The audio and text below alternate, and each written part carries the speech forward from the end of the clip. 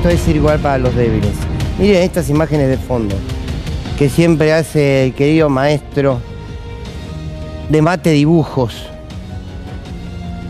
¿Saben por qué el huevo de la serpiente?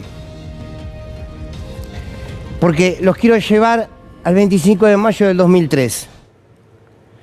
Alguna vez Néstor Kirchner en su discurso de Asunción dijo: soy hijo de una generación diezmada.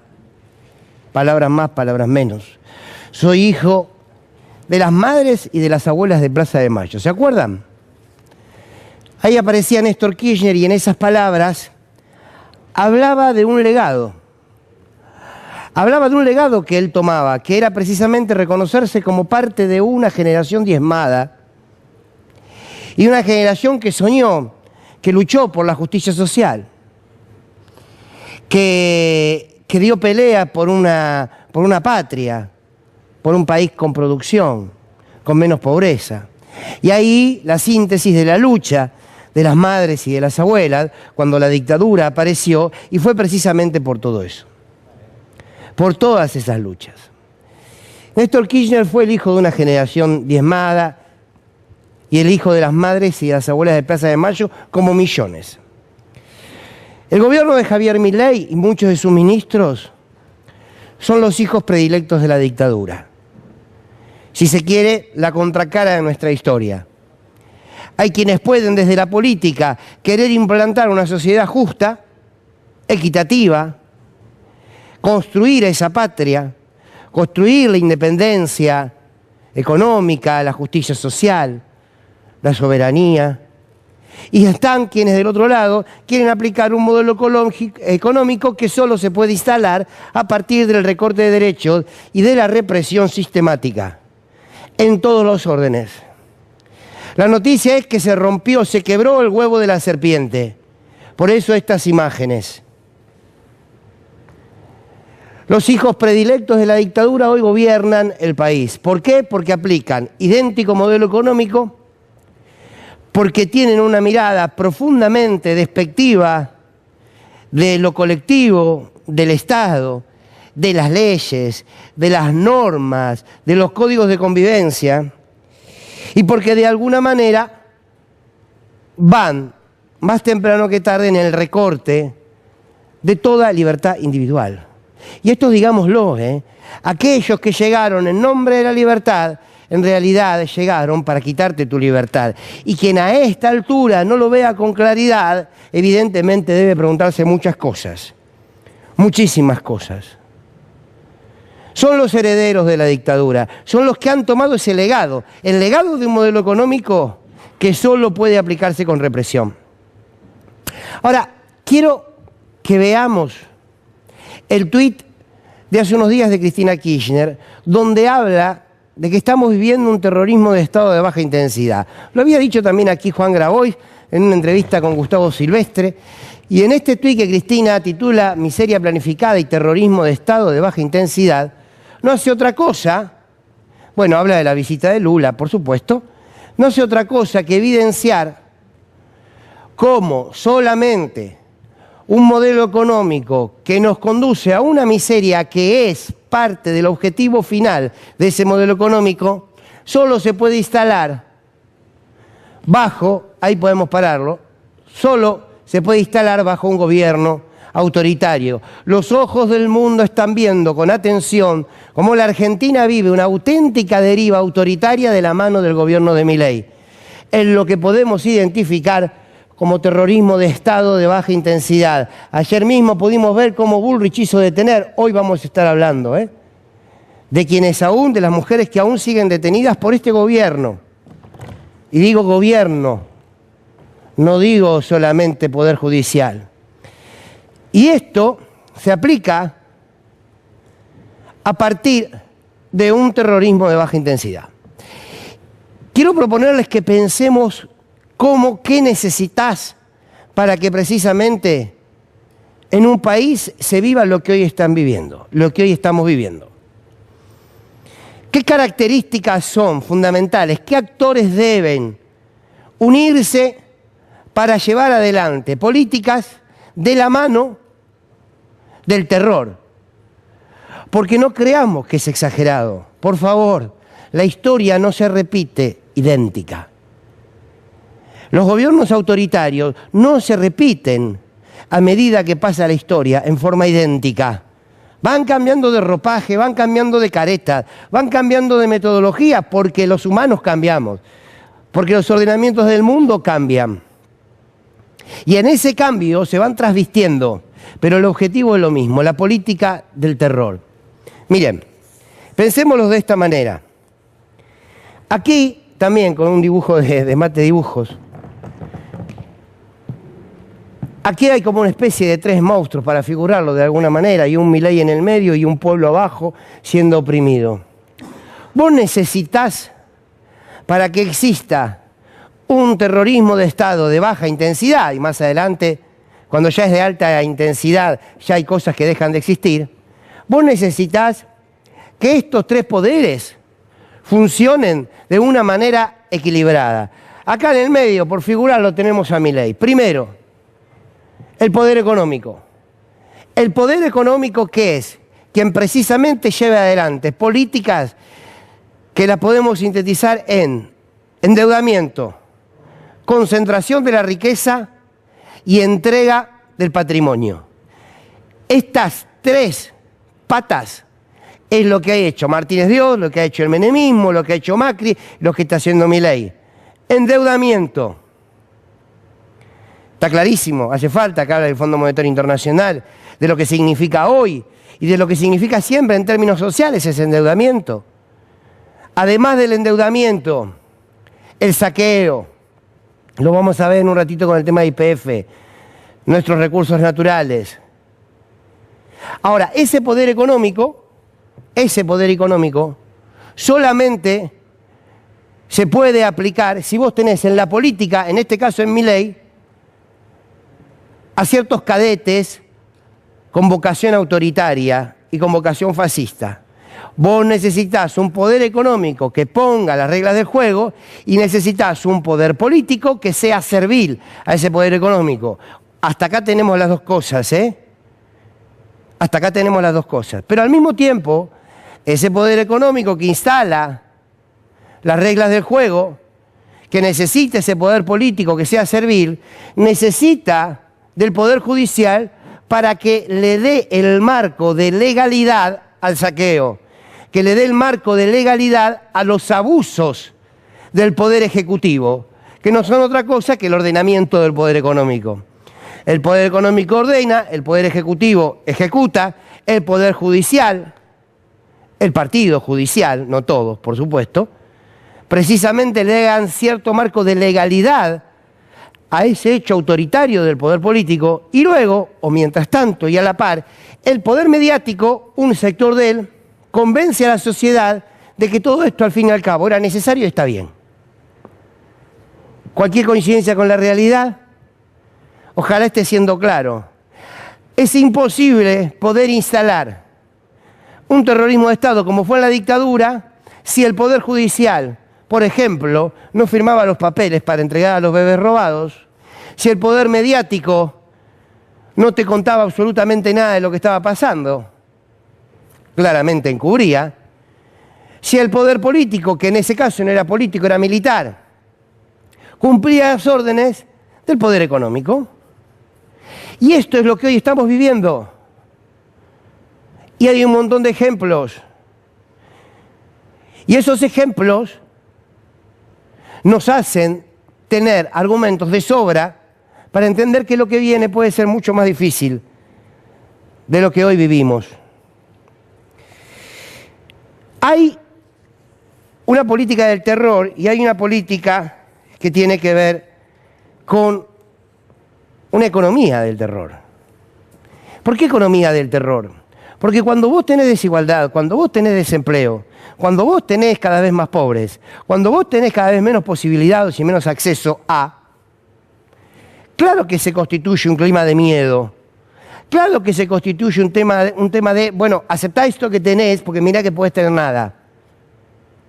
Y hay una mirada de este gobierno en su ser despectivo y su ser violento, que es lo que desnuda cuál es esa economía, que es un terrorismo económico. Escuchemos a Milei, escuchemos hablar sobre la justicia social y cuéntenme si no es toda una mirada terrorista de la economía y de la sociedad.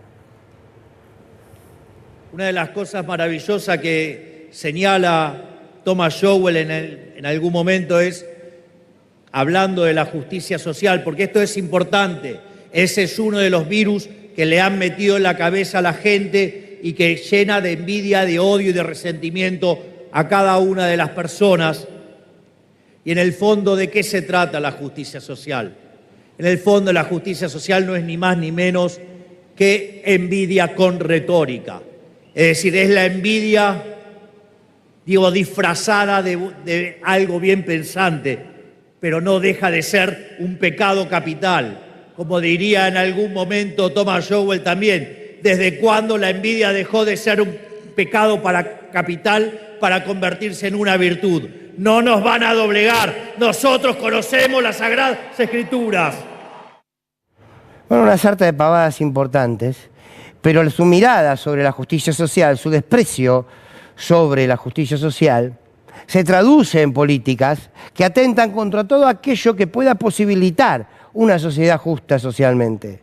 Este terrorismo económico que vivimos, insisto, de endeudamiento, de saqueo de nuestros recursos naturales, de empobrecimiento, este terrorismo económico tiene, por supuesto, en Luis Caputo, que es apenas un ejecutor de lo que un poder concentrado de la economía le manda, dice que las empresas en la Argentina cierran, y fíjense el argumento, Caputo. Ser objetivo, esa realidad está. Y esa realidad está alimentada por un montón de gente que quiere que a Argentina le vaya mal. Gente que ustedes conocen, incluso gente que ustedes les pagan para que los mal asesoren. Se produce una paradoja realmente inconcebible, que es que hay un montón de gente que le paga a tipos que saben que le van a hablar mal y que están haciendo quebrar empresas desde hace 18 meses. Tipos que están mandando empresas a la quiebra porque desde hace 18 meses que le están haciendo creer que el dólar se va a ir a 5.000. Y les mienten y todas las veces buscan alguna excusa diferente para intentar hacerles creer que la cosa... O sea que las empresas cierran porque hay gente que les hace creer a otra gente que el dólar va a aumentar a 5.000. No cierran porque la política de este gobierno precisamente destruye a las pymes. O porque la apertura indiscriminada de importaciones destruye la industria nacional. No cierran por eso. Según Caputo, el mismo que se fugó 47.000 millones de dólares con Macri, el mismo te dice que el problema tiene que ver con que unos pocos dicen que el dólar va a subir, entonces las empresas, terrorismo económico. Terrorismo económico que con ayuda de los fondos buitres ahora vienen por YPF. ¿Se acuerdan? Mírenla, fue la noticia de estos días. ¿Qué es lo que quiere la justicia norteamericana? La justicia norteamericana lo que quiere es precisamente que la Argentina en acciones devuelva ese 51% que tiene, ¿no? La justicia de Estados Unidos ordena a la Argentina entregar el 51% de las acciones de la petrolera a los beneficiarios del fallo. Bueno, esto es parte de ese modelo económico que necesita un poder político dócil y que necesita un poder político que mande reprimir y mande recortar derechos, y que necesita un poder judicial que lo contenga, y que necesita un poder mediático que lo legitime socialmente. Y hay que defender YPF, como hay que defender todo lo que viene ahora. Van por la privatización de casi todo porque no tienen más dólares, porque los dólares que entran lo siguen poniendo en una lógica de bicicleta, lo siguen sosteniendo para equilibrar un dólar ficticio, se le van los gastos, no hay. Y van a empezar, insisto, por el objetivo central que tiene este terrorismo económico, que es ir por nuestros recursos naturales. Hay que defender YPF. ¿Cómo lo defendió el diputado Giuliano? Vamos a escucharlo. Entonces, la política del péndulo, que privatiza, restatiza y siempre empeña al pueblo argentino, no va. Acá no se hagan los cocoritos, no se hagan los cocoritos. ¿Saben qué? Redactemos lo siguiente. Digamos que el Congreso de la Nación rechaza la sentencia de la jueza, porque no le vamos a dar ninguna acción, no le vamos a dar ningún 51%. Es del pueblo argentino y no vamos a entregar YPF. No vamos a entregar YPF, aunque algunos quieran usar YPF para pagar la pauta. YPF es para el puente energético, es para la transición energética de todos los argentinos. Hay un montón de provincias que no tienen gas, YPF va a llevarle gas y lo vamos a lograr. Eso tiene que ser una tarea de todos los diputados, sin importar que vengas de la Libertad Avanza o vengas del kirchnerismo. Hay que defender la Argentina, no la banca. Defendamos la Argentina. Gracias, presidente. Pablo Giuliano, es esta la lucha, ¿eh? No importa de qué partido vengas, tiene razón. Porque, insisto, ¿por qué hay presas? Y ahora vamos a hablar con sus abogados y con los familiares de dos mujeres militantes que están presas. ¿Por qué están presas? ¿Y por qué los medios legitiman su detención? Porque vienen por esto. A ver si alguna vez aprendemos, yo sé que muchos sí, claro, porque alguna vez no aprendemos que vienen por nuestros recursos naturales, que vienen a endeudarnos y a dejar tierra arrasada. Es sistemático esto en la historia. Cambian de ropaje, se sacan las caretas, pero es el mismo monstruo. Estamos viviendo un terrorismo económico. Porque tenés la mitad del país en la pobreza, porque la desocupación está creciendo, porque el endeudamiento está creciendo, porque las pymes están quebrando, porque el industricidio que se está viviendo llega a niveles históricos. Claro que hay un terrorismo económico en marcha. ¿Para qué? Para consolidar esto. Miren este trabajo de la CELAC, de Serrano Mancilla, que es de hace unos días. Se pregunta cómo se reparte la riqueza en la Argentina. El 50% de la población, los de menos recursos, acumula el 4% de la riqueza del país. El 10% más rico concentra el 59% de la riqueza y el 1% más rico concentra el 21% de la riqueza. ¿Se entiende? O sea, es para esto, ¿eh? Para esto es que tenemos presos políticos hoy. Para esto es que tenemos un gobierno agresivo, violento. Para esto es que tenemos un sector de la justicia que, insisto, le busca un marco de legalidad al sistema represivo. Esto es terrorismo económico. El 1% más rico tiene el 25% de las riquezas del país. Es el mismo modelo. ¿Por qué entonces debieran aplicarlos de otra manera? ¿Saben que cuando la misma derecha, entre ellos, se dicen, el problema, le dice los libertarios a Macri, el problema de Macri es que Macri no llevó esto a fondo y no lo hizo rápido, lo que le están diciendo es Macri, y miren que Macri encarceló, ¿eh? No nos olvidemos de Macri, de Vidal, de Peña, que metieron presos empresarios, dirigentes políticos, no nos olvidemos, ¿eh? Ahora este gobierno, a diferencia del de Macri, va por las bases. No te comen desde arriba, te empiezan a comer desde abajo. Pero es la lógica de la derecha en el mundo. La historia del presente nos exige dejar de ser tan ingenuos y dejar de querer interpretar la realidad argentina como si algo de esto fuese del todo nuevo. Quiero que escuchen a la presidenta de México. La presidenta de México, Claudia Sheinbaum, debe ser de las dirigentes de los liderazgos políticos más importantes también de estos últimos tiempos. Antes que la escuchen, ella habla sobre la derecha y da un concepto tan básico, pero a veces hay que repetirlo tanto. Pero quiero que sepan algo de Claudia Sheinbaum.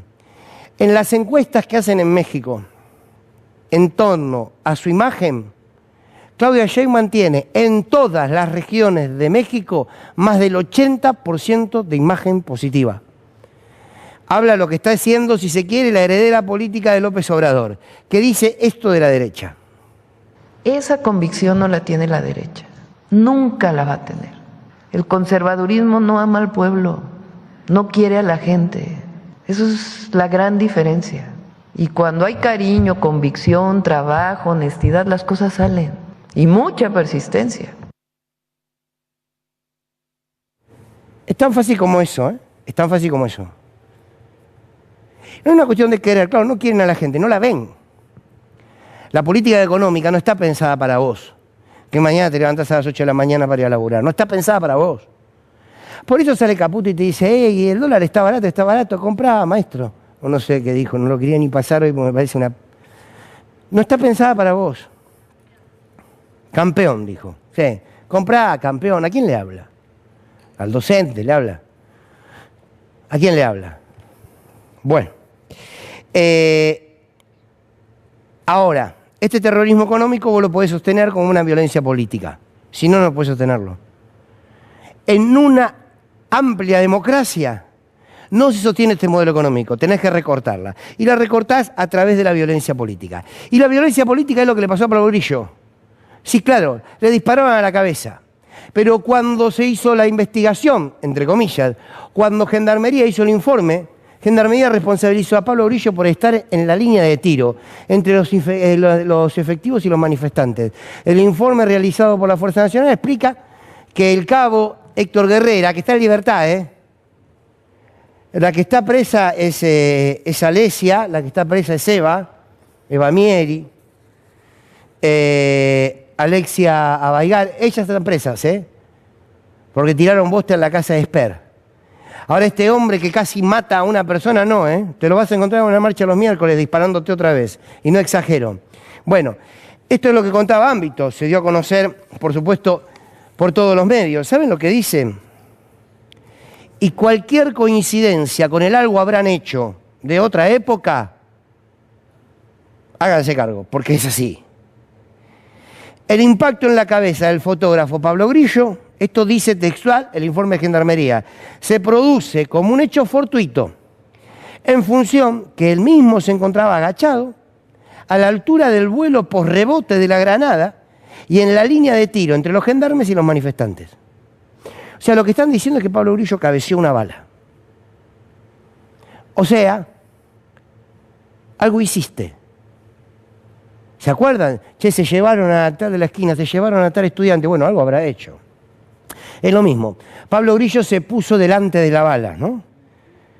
A la altura del vuelo post-rebote. Post-rebote. Esto es transformar a la víctima en victimario, pero además es justificar la violencia política. Y esto es el gobierno de Milei.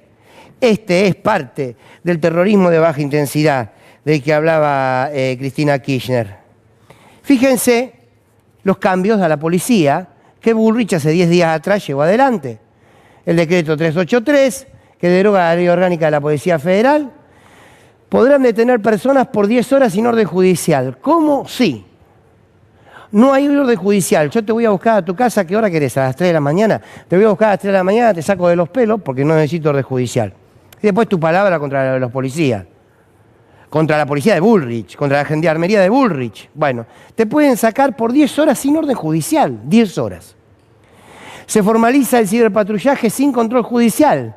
O sea, controlar tus redes. Algunas funciones quedan fuera del control de la ley de inteligencia. La policía podrá investigar por iniciativa propia y presentar pruebas a la justicia.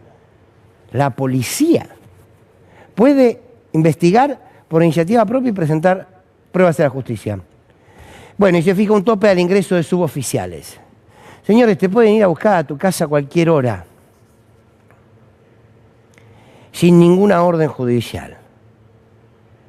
No te golpean en la puerta, señora. Bueno, pasó, Hasta acá la mamá de Alesia. Ahora vamos a hablar con ella, Orden judicial, no orden judicial. Para el caso da lo mismo. No es exagerado, el terrorismo de Estado de baja intensidad. Es violencia política decir que construir justicia en una sociedad es una locura, un pecado o una monstruosidad. Quiero que escuchemos a Milei hablando sobre la justicia social, distinto al que escuchamos recién, porque yo me pregunto, antes de que lo escuchemos, yo me pregunto, si vos me decís que la justicia social es un delito, es una porquería, es un pecado, todo aquel que milita por la justicia social, ¿qué es? Me lo pregunto. Milei. La justicia social no solo implica una violación de los derechos de propiedad, yendo en contra de la igualdad ante la ley, sino que también viola el primer principio fundamental de la economía, que es el principio de escasez. Acá hay una frase interesante también de Thomas Sowell. Dice que la primera ley de la economía es la escasez, es decir, no hay de todo para todos. O sea, digo, no estamos en el paraíso, digamos, lo estamos buscando, ¿no? ¿Y cuál es la primera ley de la política? Violar e ignorar y entorpecer la primera ley de la economía. Bueno, no hay para todos. Decir que no hay para todos. Cuando vemos la placa de la CELAC, de quienes se llevan la riqueza, es violencia política. Quiero dar un dato, no voy a profundizar porque quiero charlar con los familiares y los abogados de los detenidos.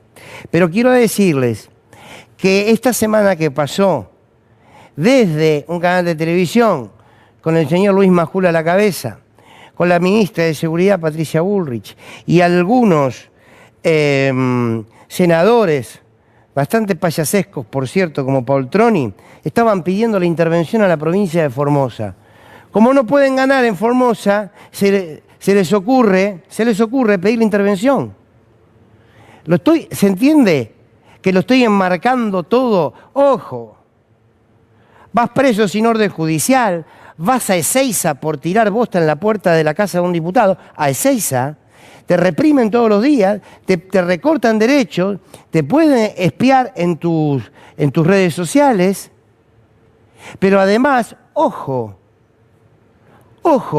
porque se empieza a hablar de la palabra intervención en los lugares en donde no pueden ganar, como pasa en la provincia de Formosa. Miren lo que dice el gobierno y sus voceros. ¿Por qué no interviene en Formosa, una provincia como Formosa, donde no se cumple ninguna regla del sistema democrático, donde es una especie de feudo aislado de la República Argentina? La intervención a una provincia es lo mismo que la elección de un miembro de la Corte Suprema de Justicia por las dos cámaras.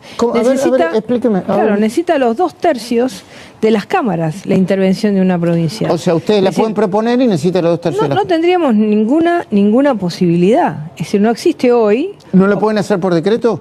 No se puede hacer por decreto. La gente tiene que saber que si hay algo importante, es la elección de octubre para tener diputados y senadores que hagan las cosas que hay que hacer, que mantengan el orden económico, el orden público, que mantengan un país sin clientelismo, sin señores feudales.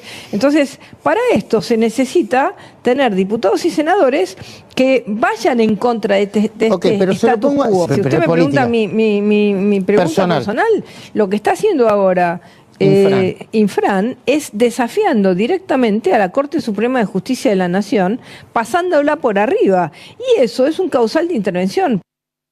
Bueno, es lo que viene pasando en Formosa hace tantísimos años, ¿no es cierto? Han burlado el sistema republicano, tienen secuestrado a los formoseños desde lo económico, desde la concentración del poder con las reelecciones indefinidas y la ley de lemas. Eso hace un combo en donde, no se puede salir a través del voto. Aquí, si no es a través de la intervención federal, esto no tiene salida. La ley de lemas no es inconstitucional. Usted no está diciendo la verdad ahí. La tiene Santa Cruz, la tiene San Luis. Bueno, mientras no falle la Corte, es legal. Que la tenga no significa que sea constitucional. Pregúntele a los constitucionalistas, por favor, a Sapsay. Pero hay un planteo en la Corte que no está resuelto. Pero no está resuelto porque en este país la justicia demora 20 años. Mirá el caso YPF. Senador. 20 años del robo que se mandaron y la justicia pero es subjetivo. Pero eso está bien. Estamos de acuerdo que la justicia es un desastre. Ahora digo, para todo. Bueno, ahí me cortó Poltroni. La discusión que empiezan a dar sobre las posibilidades de intervenir las provincias. Qué exagerado, Fernando, fue en una sola provincia. Sí, todo es exagerado hasta que, ¿no? La gotita sola en el balde es exagerado hasta que la gotita te da cuenta que llenó el balde, ¿no? Después empieza a desbordar. Y lo que sucedió, si se quiere, como broche de oro, tiene que ver con las detenciones. Saben ustedes que este gobierno es este gobierno a través de la justicia. Porque, insisto, un poder económico que aplica un sistema, que la política acata, que un sector de la justicia le da el marco legal y que un sector de los medios lo quiere legitimar como necesidad social. Bueno, ¿se acuerdan de Milei? Lo dijo en referencia a Cristina, ¿no? cuando dijo, bueno, che, estamos empezando a mandar presos. Sí, dijo la verdad. Ojo, Milei. Los que dicen que somos un experimento no han entendido nada. Experimentos han sido los 100 años del socialismo, de los distintos pelajes con los que hemos sufrido y nos han empobrecido. Experimento es el kirchnerismo y los resultados están a la vista de todo. Solo han sido positivos para los políticos y sus amigos. Bueno, por eso los estamos mandando presos. Van a terminar presos. Y ahí se aplaude, van a terminar presos. ¿Quiénes? Todos los que el poder político y económico considere. Y la justicia va a hacer caso. Al menos un sector de ella va a hacer caso. Estoy aquí con Eva Pietravallo, que es mamá de Alexia Abaigar. Hola Eva, gracias por venir. Con el doctor, bienvenido, Rodríguez Basalo, que es abogado defensor de Eva Mieri. Muchas gracias. Gracias por venir. A ver, primero hago un repaso para ustedes para que estén al tanto. Los detenidos habían sido Eva Mieri, que sigue detenida, la van a trasladar a Ezeiza, ahora su abogado nos va a contar. A Candelaria Montes Catey, que fue liberada, Aldana Mucio igual, Iván Díaz también, y Alexia Abaigar, que estuvo presa en Ezeiza, ahora tiene prisión domiciliaria. Pero además, su madre, Eva, también te abrieron una causa. ¿Cómo fue? Sí, por supuesto. El miércoles 25 era de noche. Me asusté muchísimo porque tocaban timbre insistentemente y bueno, finalmente un vecino me comunicó vía WhatsApp que tenía una orden de allanamiento para mi domicilio. Me asusté muchísimo porque no tengo nada que ver con los delitos, mi hija tampoco. Mi hija hace 12 días que está presa y continúa presa con una tobillera por un delito que no existe. Eso es lo más terrible. No existe y ella no realizó. Así de disparatado es todo. Y bueno, vinieron a allanar mi casa, el allanamiento dio negativo, por supuesto. Yo ni siquiera milito, lo cual me parece un orgullo militar. Yo nunca sentí la vocación que sintió mi hija. Me hubiera gustado, pero no la sentí. O sea, no encontraron absolutamente nada y me dijeron, señora, me tiene que acompañar, la vamos a llevar a la comisaría para declarar delante de la jueza Arroyo Salgado. Y me tuvieron 3 días en la comisaría detenida y a los 2 días, a la noche, después que cumplieron 2 días del allanamiento, me llevaron a declarar. Y la jueza Salgado dijo, ante una pregunta de mi abogado defensor, dijo, bueno, no hay un delito que se pueda ubicar en un artículo, sino esta es la descripción de los hechos. Y en lo que a mí respecta, lo único que ellos articularon con el incidente en la casa de Esper es que yo tengo una cédula azul que mi hija me dio porque somos familia del auto que es propiedad de ella. Me complicaron a más no poder. Primero la angustia como madre que todavía tengo a mi hija detenida. Digamos que tu hija está en prisión domiciliaria. El doctor Germanos hizo un gran trabajo, hizo el doctor Germanos, de pedir la prisión domiciliaria porque, conocedor del manejo de un sector de la justicia, lo urgente, aunque sea, era conseguir una prisión domiciliaria, porque además Alexia tiene problemas de salud. Exactamente. Que de no ser por esos problemas de salud, pobrecita, ahora todavía estaría en Ezeiza. Claro, bueno, por eso destacaba el trabajo del doctor Germano. Al doctor Basalo, hablábamos recién hace un rato antes de empezar el programa, y le decía a usted como abogado de Eva Mieri, que ahora la trasladan a Ezeiza, el mismo recorrido que hizo Alexia. Yo le preguntaba, ¿cuál es la acusación concretamente contra Eva Mieri? La acusación contra Eva Mieri es haber la tipología del artículo 213 bis del Código Penal, que es formar parte permanente o transitoriamente de una organización que tenga por objeto intimidar, generar temor en otras personas para combatir o para imponer sus ideas políticas. En concurso real, en el caso de Eva Mieri, con amenazas agravadas y con la imputación del artículo 3 de la ley 22.592, que es la ley antidiscriminatoria, en la cual establece que la actividad para que una persona pueda ser considerada perseguida por su religión, por su política, y a su vez en concurso ideal con malversación de fondos públicos y algún decreto respecto de la registración de bienes automotor. Nosotros hemos planteado la excarcelación oportunamente.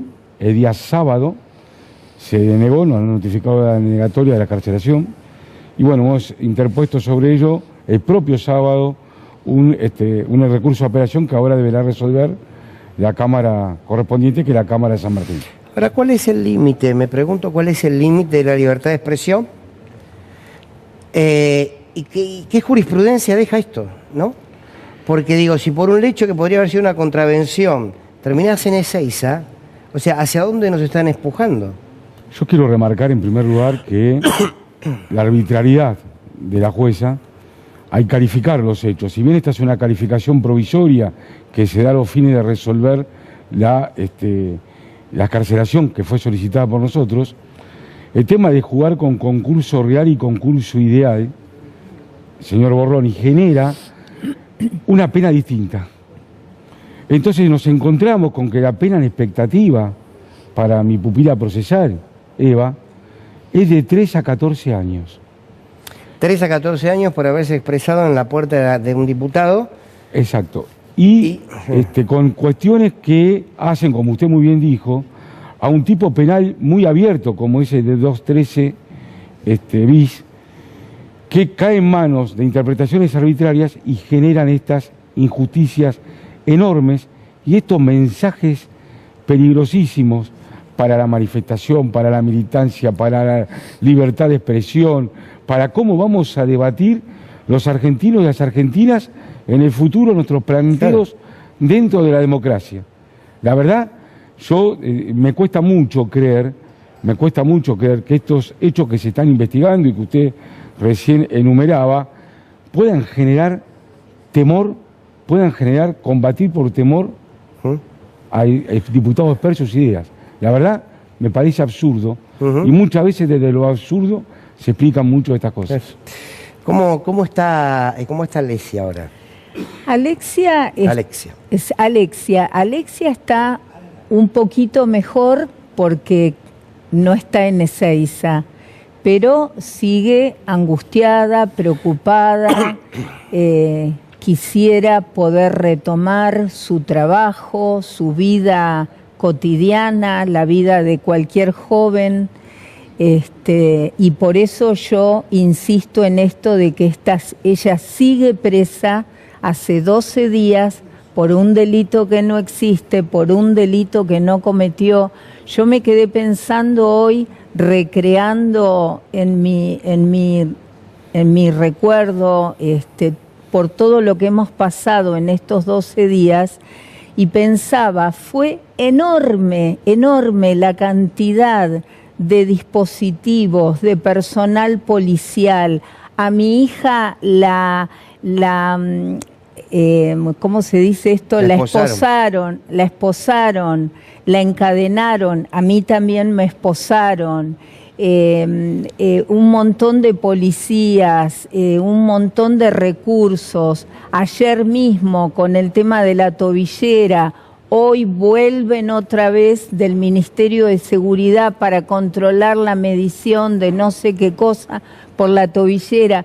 Yo pensaba hoy, mientras venía acá, y decía, ¿cómo no disponen esos recursos para perseguir a los que secuestraron a Loan, a los que secuestraron a Lian, a los que matan a los chicos por robarles un celular y la tienen a mi hija y a Eva Mieri, la tienen a disposición de la justicia, e insisto, con todos los recursos que pagamos todos para tenerlas en el lugar que están por el simple hecho de manifestarse, porque evidentemente... ¿Te genera miedo todo esto después de la experiencia tuya y la que está viviendo tu hija? Por supuesto, por supuesto. Porque vos me decís, parece una pavada.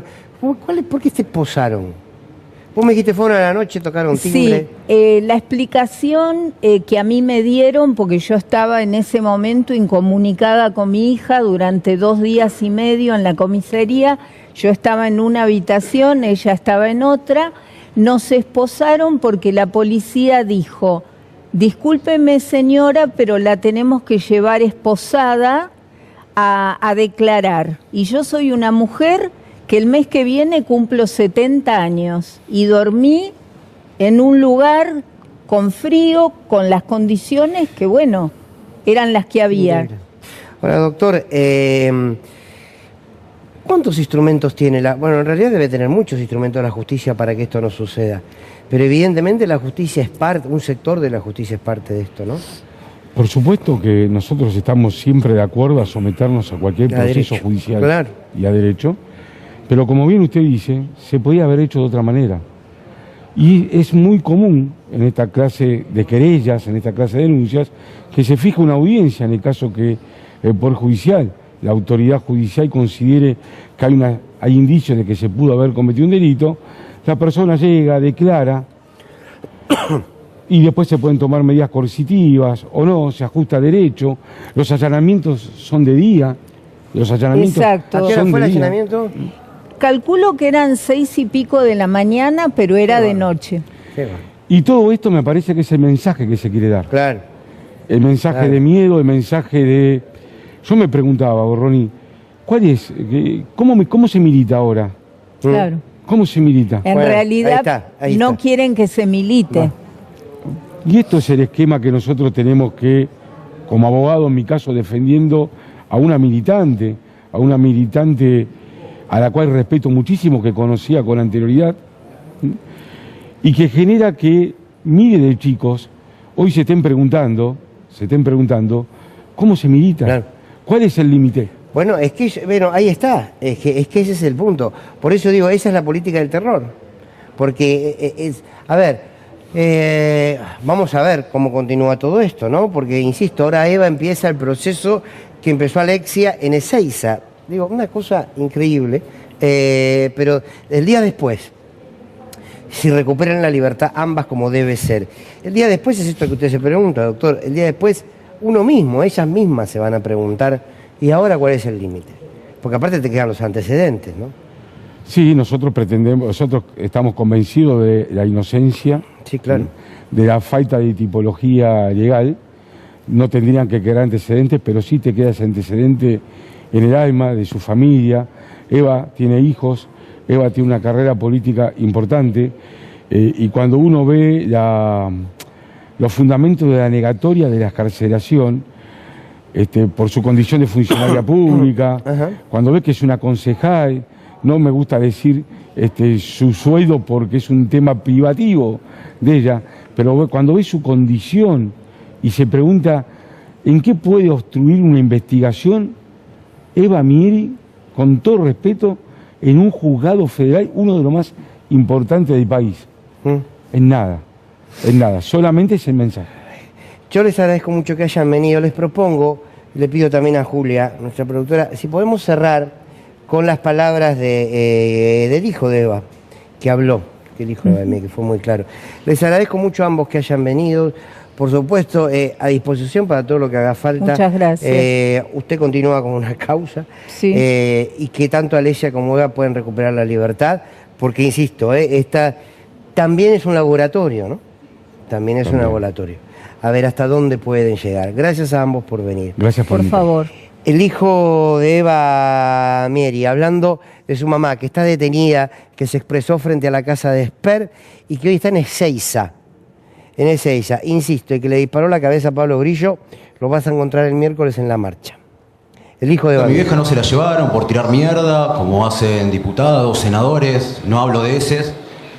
A mi vieja se la llevaron por ser una militante, por ser madre, por ser hermana, por ser prima, por ser tía y hija también. sé que si esto le toca a mi vieja es porque tiene la fuerza necesaria para bancársela.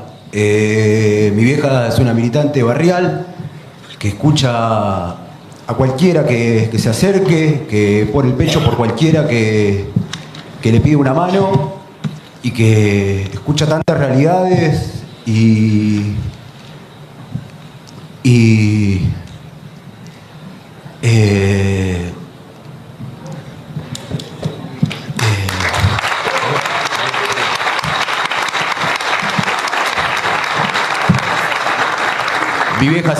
vieja Seba Mieri,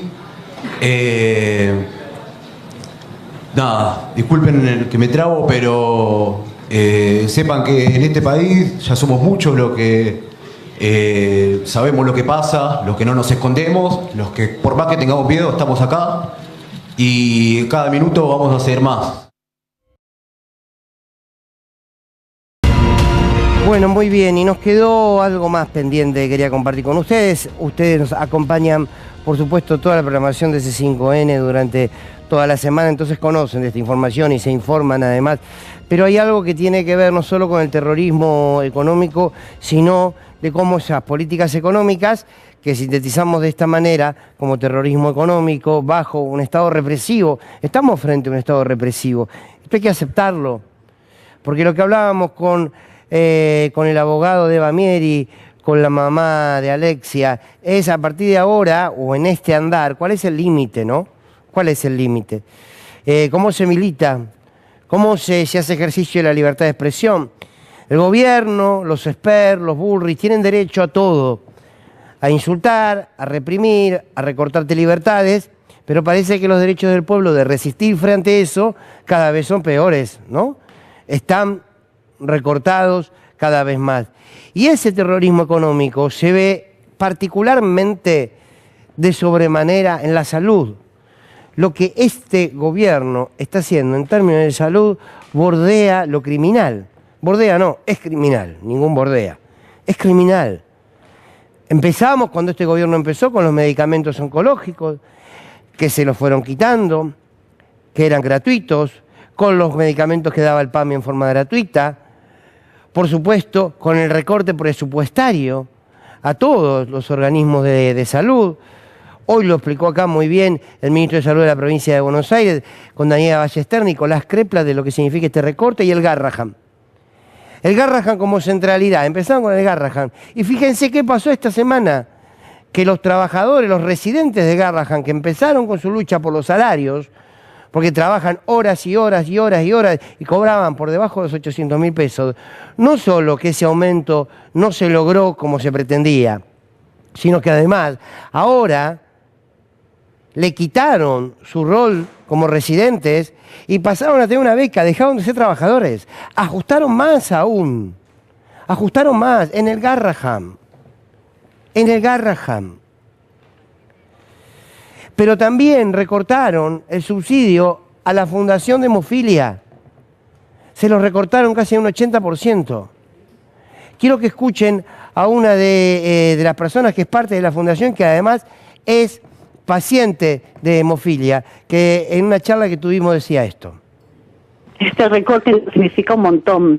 Desde el año 2001, frente a, a la crisis económica que ya conocemos del 2001, un grupo de pacientes había tomado una medida se había encadenado al edificio de la fundación. Bueno, desde entonces el Ministerio de Salud brinda un aporte anual desde hace más de 20 años que siempre se rindió, digamos, que los papeles estuvieron bien, todo en regla, ¿no? Entonces, desde el año pasado se atrasaron en la entrega de este subsidio, de este aporte, lo que nos generó muchas deudas. Le recortaron el subsidio a una fundación que también es importantísima a nivel nacional, en una enfermedad que puede ser tratada, la hemofilia, pero que necesita recursos.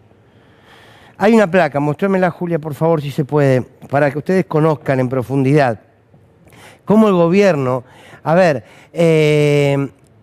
en este recorte de subsidios, más de 4.800 pacientes están registrados y ahora no van a estar los recursos y están al borde del cierre. Es un centro de referencia, yo le decía, del país mundial. Las medicaciones y los tratamientos para esta enfermedad van desde 150.000 hasta 2 millones de pesos. Todo esto se lo ha sacado el gobierno nacional. Los profesionales pasaron más de 5 meses sin cobrar. Entonces, lo que hacen en el Garrahan, lo hacen en el sector de hemofilia, lo hacen en el Posadas. Estos recortes son toda una política. Y es una política criminal. Es una política criminal.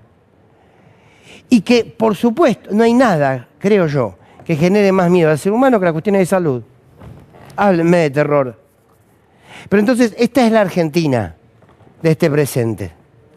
Una Argentina cada vez con menos derechos, una Argentina con un Estado cada vez más violento, una Argentina cada vez con menos libertades, una Argentina cada vez con un sector de poder judicial más entregado a ese poder económico, y frente a todo esto, ¿qué? Una sociedad que creo que tenemos que empezar a despertar con mucha más velocidad y sobre todo con mucha organización y unidad política para accionar frente a este gobierno. Porque, insisto, no fue exagerado, y así empezamos el programa, hablar de terrorismo de estado de baja intensidad. Lo que hoy parece un daño menor, lo que hoy parece un dato menor, puede que en un año, que en 6 meses, sea una política evidente ante todos y todas. Lo peor que nos puede pasar es que lo legitimemos. Les agradezco mucho por acompañarnos cada domingo. Se viene Pablo Dugan, Duro de Domar. Nosotros nos encontramos con el gato algunos de estos días en la semana. A las 3 de la tarde, claro, sí, en Radio 10. Eso sí, de lunes a viernes, pero el domingo aquí a las 9. Gracias, que estén muy bien. Chao.